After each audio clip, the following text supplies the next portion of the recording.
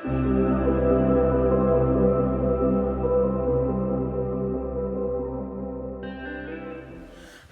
creators! Welcome back to Flosstube! As always, you guys are such genuine gems for joining me today.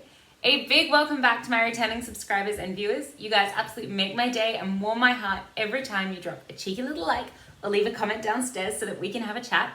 It really is my favorite thing ever. And of course, a huge hi, hello, how are you? To everyone that might be new and have just found me, I'm so glad that you're here today. I hope you like what you've seen so far and you found a reason to stay and hang out with all of us. My name is Miss Chloe, and this is my little corner of the internet where I get to share my cross-stitching journey with you guys. Today it is a normal update kind of day. I don't have a whole lot on the table. It's not like last time where I just had crazy piles. So it should be fairly simple. You guys have seen almost all of these projects before, and if you haven't seen them, you've heard about most of them.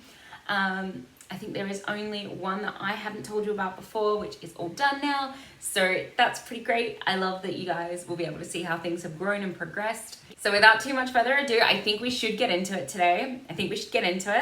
So right on top of the pile, first up, we have a crowd favorite. You guys keep asking about this one over on Instagram. This is Books Are Magic. Here is your close-up. This pattern is from Counting Puddles. This is the first Counting Puddles piece that I have done, and I am really, really enjoying it so far. I am almost done with the full stitches, you guys. So close. I am so close. So close. I have to fill in these two little moths, and I've got a few more little flowery bits to do, and then the full cross stitches will be complete, which is super exciting. Super exciting. And then it's on to backstitch and bead, and I can't wait to do that. That's going to be so much fun. I'm going to add some sparkles and some fun colors and some bits and pieces, so I'm really, really keen to get moving and get going on that one. This piece I am stitching with a whole lot of friends. They are listed, of course, in the Instagram caption every time I post this piece. But we did start this one together, and it is part of the Liz's birthday books stitch along. I don't remember the tag. I'm so sorry, lovely. I'm terrible. Absolutely terrible. I do not remember. But basically you had to have a piece that was themed after a book or that had books in it, and to work on it, and that was for last month. So I did this one with a whole bunch of you guys, and I think it's looking so good. I love how it's coming out on this fabric. I think the choice was just right. I've been saving this fabric. I think it was sent to me in like 2020. So it's been hanging around in my stash for a while. It is Cosmos. It is from Stitch Me, and mine is a 32 count even weave. I have chosen to do this over 2 because it's dark fabric for the most part. You can see this. This is all under here. So it's dark fabric.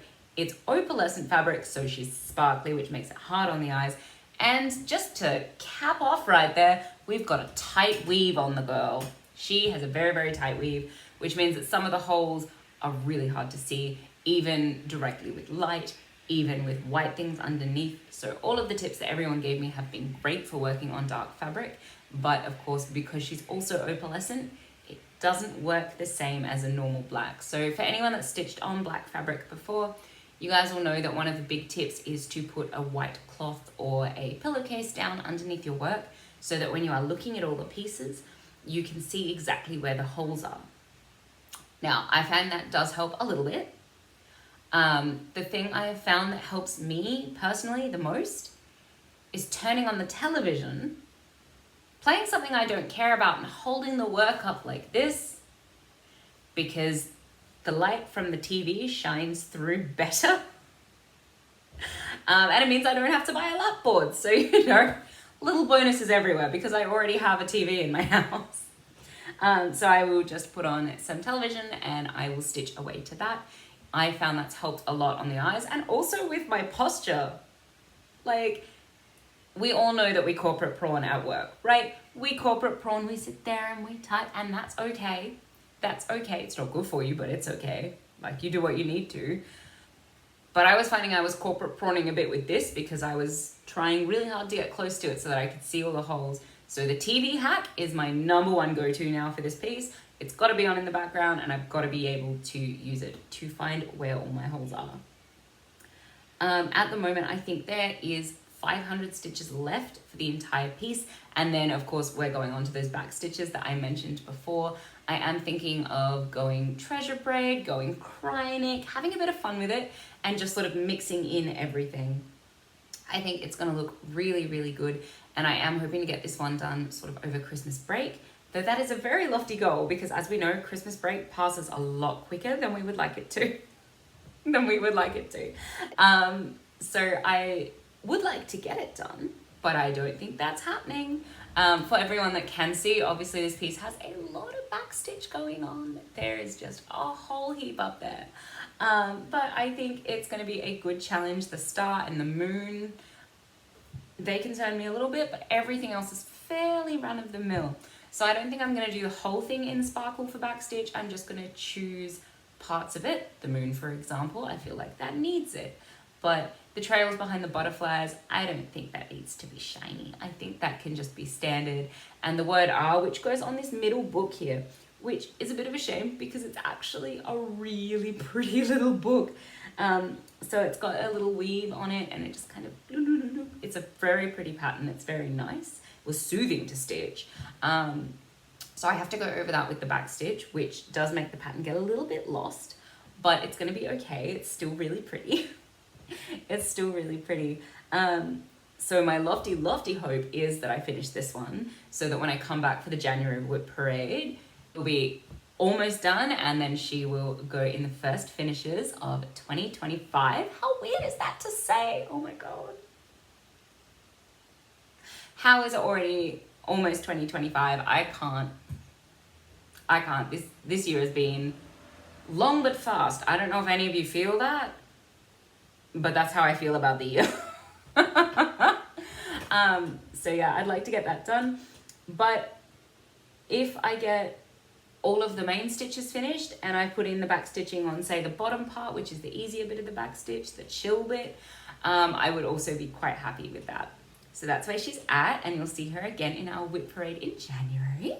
Alrighty, the next piece I have to show you is our Christmas stitch along. Here she is. I am up to date as of today, so filming day. Tomorrow, there will be another release and I will be behind again, and then this is gonna come out for you guys to watch. So I will technically be behind, but that's okay. This is La Bafina from the Christmas Monsters Stitch Along. Have a look, here's your close-up. She is a little bit smaller than Krampus. She is a Christmas witch who turns up in the new year. She gives out presents much like Santa. She also comes down a chimney much like Santa. But the difference is here that she comes around on the 5th of January and she sweeps your floors. I would like to know where this witch has been all my life, because if she can come down my chimney and sweep my floors, that would be amazing. That would be amazing. How good would it be to wake up to a clean house in the new year? I would love that. I would love that. It doesn't even have to be a proper sweep. It just has to be like a spot sweep. All good. All good. That would be such a gift. Such a gift. Now she is a little bit smaller than Krampus. Not by a whole lot. Around 100 stitches, maybe smaller. But I, of course, didn't count the back stitch because Pattern Keeper doesn't do that. So I don't numbers. I don't numbers, I words. We're good. We're good. And she took me a little bit longer than expected. As you guys know, with Krampus, I powered through him in a single day. I got him that morning, I started him in the afternoon, and before midnight, he was finished and fabulous. I was very, very excited when Krampus came through, but I couldn't do that again. I just couldn't. Holding the frames and hurting my arms. I still have muscle pain, so I haven't actually been stitching a whole lot in the past week. But I did push through to get La Bafina done because I felt like she deserved to be finished. She's a very cool little witch that I had not heard of, and I am so excited to see who's next. This is a mystery fabric that came out of another project, and I don't know which one it was. It didn't have a tag on it. but I do know that it's 32 count and it's a linen and that it was sent to me. So I have to find out what it was so that I can get another piece for the other project. But that's later Chloe's problem. Today we have this and we're very happy about it. Very happy about it. So I have again stitched this one 2 over 2, which is 2 strands over 2 squares or 2 holes. And I am really happy with the coverage and the way it's coming out. I have done this one to complement last year's stitch along as well, so I went with the dark grey and I tried to keep it sort of the same size and things like that, so that when they're all done I can hang them all together. I think it's going to be really cool. I am saving all of my finishes to do at once, so there will be a day where I just hoop everybody up and get them cut out and sewn and just fixed up so that they look really fly. And I'm very, very excited. I can't wait to see who is released next from Lola Crow. So we've had our little teaser. It's blurry. She always does a blurry teaser the day before, which, you know, just gets us really hyped and makes us really want to see what's going on. But you can't tell anything from that blur. It's just a blur. It's just a blur.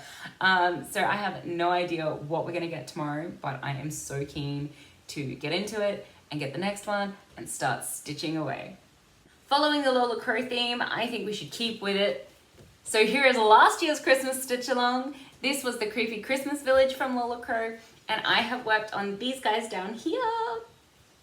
I am so happy with where they're up to. I have finished the green and the white and the grey. And then I did put them down for a break. I have had a few issues with my arms in the last week and a half-ish, which has meant I have had to take a bit of a break from stitching, so I haven't done as much as I would normally do. But I did hit my goal. I got my color in. I'm very happy with that. Very, very happy. And now I'm trying to decide which color to do next. So the ornament that I'm currently working on is Past, Present, and Future. So it's the Ghosts of Christmas. And it is the last official ornament from the 6 ornaments in this stitch along. And then of course we've got the bonus one, which is the Merry Mole. So I have to find him some fabric and do him next. There hasn't been a whole lot of work on this one. This one has been stitched 2 over 2 again on a 32 count.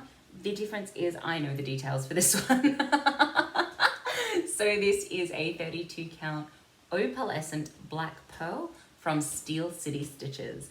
And I just think it is the most fabulous fabric. It's so pretty. I love all of these little like modeling spots in it, and it's just so cool. So I've really enjoyed doing this one and picking it back up. I was a very long way behind. I had done the first 4 ornaments, and I had 2 that were just sitting there, and she just stayed in a box. She didn't call to me for a very long time, and now she is calling to me, so I'm here to stitch her up. I think it's fairly reasonable. I think I can get this finished. It's about 60% done. It's about 60% done, so we're almost finished with this ornament itself. And I would like to get some work put in on it today, but we will see how we go. We'll see how we go over Christmas. It's nice because a lot of the colors in this one are also used in the Christmas Monsters stitch along, which makes them very transportable for when I go home in a few days, which will be very exciting. And it means that I can take these and stitch them while I'm with my nan, and we will usually just watch TV together and hang out. So that will be really nice to do as well. But we'll see how we go. This one might make it into the January parade if it's not quite done. If it is done, I will have to make sure that for the first proper catch-up video, I bring it along. So if you want to see how it's going, definitely check out my Instagram. I will post as soon as I work on this one. All right, you guys, the second to last thing I have to show you that I've worked on today is a brand new pattern. I spent a little while charting this. As you guys probably know, I was very excited for the Wicked movie to come out because it's one of my favorite shows. It's one of my favorite shows. So before I could go and see the movie, I had to wait because I had already booked in to see it with someone, and we promised that it would be a day we were both free. So I had to wait a week. A week for something I had anticipated for about a year, and I wasn't doing well. So I charted the movie logo for us and I stitched it up in about 2 days. I stitched it up in about 2 days. It's a little bit chunky, but it's very cute and it's very on point. It is so close to the font from the actual movie. I'm really, really happy with how it came out. So I have designed up the logo and I've charted it out. I have listed it on my Ko-fi. It's around if you guys would like it. If you would also like to stitch this and get in on the wicked spirit, you are definitely welcome to. So I have stitched this on, no surprise here, a 32 count even weave, and she is done 2/2. So this particular one is Flamingo from Laura the Creative, and I believe it came in the Flamingo box last year from the Black Needle Society, which is really, really fun, and I just thought it was the most gorgeous baby pink for Glinda. So I picked it out, and then I had to sit there for a very long time with all of my green and pink threads all over the floor on top of this fabric to pick out the perfect colors to complement. So I have picked one green and one pink. I don't think it needs any extra. I think it just needs to be sweet and simple. So I picked them out and I charted this up. I'm really happy with how it came out. I love the depth in the green and the pink. I think they're just perfect for the two leads. And I really, really enjoyed the challenge of trying to match the movie poster font for this one. And then of course I went to see the movie and they used a different font in the credits. So that was a bit of a shock to me, a little bit of a shock. I thought that the font on the posters was going to be the one that was used for like the title scenes and things like that, but no, it's not. It's completely different, which is fine.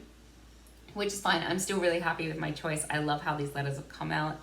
I don't think they're too thick or too thin. They're just kind of right, and I'm so, so happy with them. So I did spend, I think it was 2 days doing the design and getting it right and making sure I was happy, and then 2 days stitching / restitching little parts of it just to make sure that it felt good to work with. And now it is fully available for you guys online. My Ko-fi is definitely listed below. If you would like to stitch it, come hang out, and also make sure you tag me because I love to see what you guys are doing. I haven't backed it yet. It's just on this cardboard rectangle. I want to get some green fabric to back her with, but I want it to be a very close fabric to the one we've used on the front, just to really bring it together and make it match up nicely. You guys, I am so excited with the last thing that I have to show you. It's actually two things. And if you were here last video, and I think the video before, I hinted that I was doing a smalls exchange with my locals down at the Woodcraft. And I'm so excited to say it happened. It happened. I did my swap. But before I went to the swap, I fell in love with my little Christmas piece. So I did have to stitch it a second time. I did stitch it a second time. So I didn't have to pre-film. I can actually show you now exactly what I made. And here it is. And I finished it in the same way. So it's just got a piece of backing on it and the date. But it is a little tiny, tiny, tiny Christmas wreath. I love this. I am not quite sure who the designer is. This was just in a booklet that I had that someone had given to me. And as I was flipping through them all to just pick out different Christmas patterns and see what I was feeling, this one came up and I thought it was so sweet and so perfect. So this is my teeny tiny Christmas wreath. And I am so, so happy with how it came out. So I have used an 18 count black Aida for both pieces. And then just these little tiny faux wood hoops that I think finished it off really nicely and just made it sweet. I thought it would be perfect to hang on a tree or off the door. And it would just be able to be used easily without being too much of an encumbrance. So I did go with the wreath. To do this, it had called for colors, but I just sort of upturned my odds and ends box. So all of the floss that's right at the end of the skein that might be a different dye lot to the new one, so you don't use it, that sort of thing. I upturned all of that and I laid them all out across the fabric, and I picked the two greens, the red and the white out of there, and I just went round. So the two are slightly different. While this one looks great with its darker green, there was a slightly more mid-tone green in there, so that one went into the exchange box. When we got to the library, we put everything, it was all in little packets, so we popped them into a great big Santa sack that my friend Marion brought along. And then at the end of the time, everyone who'd put one in drew one out. And we all ended up with somebody different, and I think it was just a lot of fun. It was a nice way to end the year for us, and such a great little exchange It was so nice to see that everyone had sort of picked their own thing and their own theme. It was very loosely themed, so when I put out the announcement for this, I just said Christmas themed smalls exchange. So you could literally do anything as long as you thought it met the brief, which was just Christmas. And I think it was really, really fun. It was so sweet to see everyone's work, and just the sheer joy that people had when opening this was just so fantastic. I loved it so much. I am very, very inclined to do this again next year for the team down at the Woodcraft. I think this is just a really, really sweet way to cap off the year. And of course, I got a little exchange too. I am so thrilled to show this to you, you guys. This was my exchange. It's a tiny little Visconu and it's so sweet. Look at the patterning on the front of it. It's so cute. I love it so much. And then the back is the border, and you can see there, like those shadows, the curves on this. It is pulled to the perfect tightness. Squish, squish. I love it so much. So I'm definitely going to add it to the pincushion display that I have going on. I've got a couple here from Liz. I've got one from Tara. I've got one that I made. And I have one that's not in here, but it usually is. And it's one by my friend Amy, who also did an exchange with me a little while ago. All of them, in fact, have been from exchanges, which I think is just so much fun. I seem to have a great collection now. I went from having 0 pin cushions and Visconus and things like that, and now I've got like 6, which I absolutely love. So this is definitely my new collectible, pin cushions and Visconus. It's my thing now. That's my thing. But it will have to go up in the display with the others so that you guys can enjoy it week on week whenever I post. This one was made for me by Glenn, so thank you very, very much, Glenn. And this is the cute little Christmas card that he included. And it came with a floss palette. You guys know I love my floss palettes, so this was just the perfect thing for me to open. I was so excited, and I keep doing this with it. It's been sitting on my work desk and I just keep doing this. It's so squishy. I love it so much. So thank you so much, Glenn. I really, really love it. And thank you to everyone that participated that was down at the Woodcraft. You guys have absolutely made my year. I've just had the best time with you. It's been so much fun to stitch in the wild together and be able to hang out and just really get to know you and do all the things together. And I can't wait for us to hang out again next year. It was our final catch up for the year that was official. So we have broken up for Christmas now. Because the next catch-up would have ended up being on the 22nd of December, which we decided was a little close.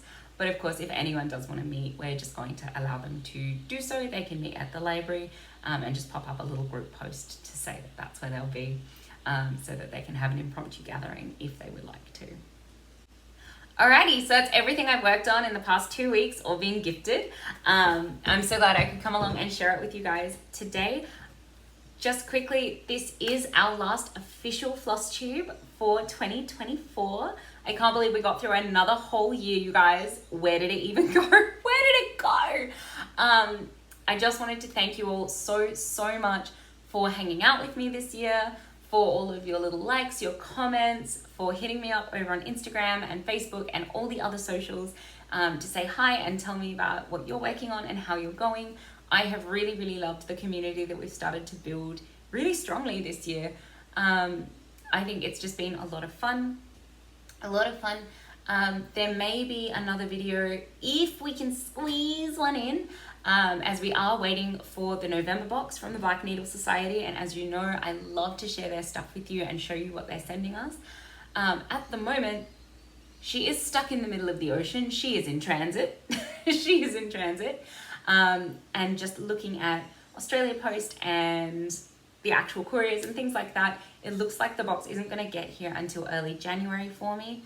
So I have had no spoilers. We have kept a secret so that I can be fully surprised and see everything with you.